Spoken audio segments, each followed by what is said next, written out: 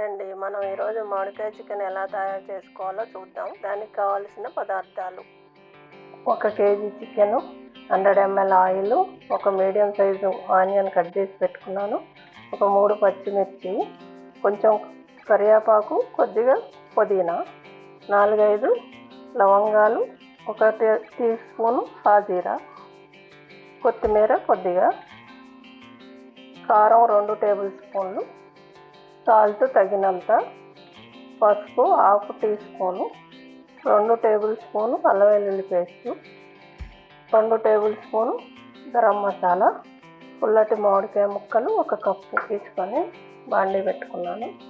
Oil వేసుకుంటున్నాను.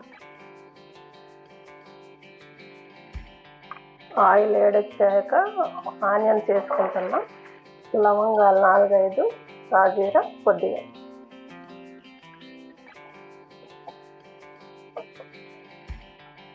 అల్లం వెల్లుల్లి పేస్ట్,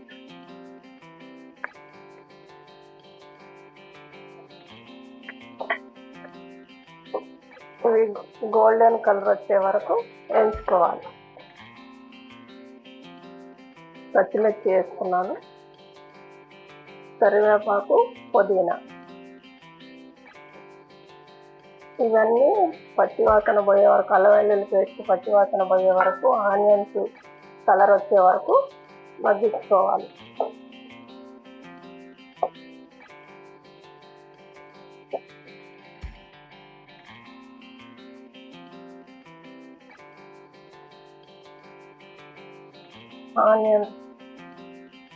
ఆనియన్స్ మగ్గాయి. అల్లం వెల్లుల్లి పేస్ట్ కూడా పచ్చివాసన పోయే వరకు మగ్గింది. ఈ చికెన్ వేసుకొని చికెన్లో వాటర్ పోయే వరకు చికెన్ ఈ ఆయిల్లో వేయించుకోవాలి. చికెన్ వేసేసుకున్నాను. చికెన్లో వాటర్ అంతా పోయే వరకు మగ్గించుకోవాలి. ఇలా ఒకసారి కలిపి మగ్గించుకోవాలి. మీడియం ఫ్లేమ్లో పెట్టుకొని మగ్గించుకోవాలి. చూడండి, చికెన్లో ఆయిల్ తేలిందంటే వాటర్ అంతా ఇంకిపోయింది, చికెన్లో ఉన్న వాటర్. ఇప్పుడు కారం వేసుకోవాలి, సాల్ట్, పసుపు. ఇవన్నీ కారం, పసుపు, సాల్ట్ కొంచెం మాడకుండా కొద్దిగా వాటర్ వేసుకోవాలి.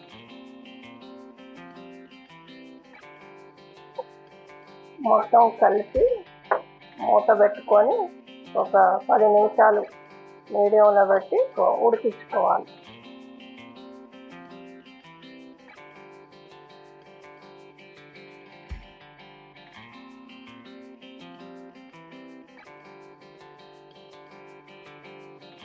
ఒక కప్పు వాటర్ వేసుకొని మీడియం ఫ్లేమ్లో పెట్టుకొని 10 నిమిషాలు ఉడకనివ్వాలి.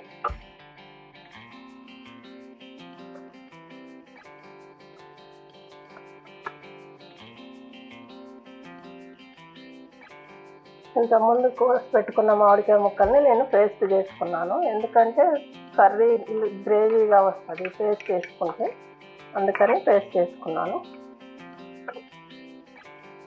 గరం మసాలా కూడా ఇప్పుడు వేసుకోవాలి.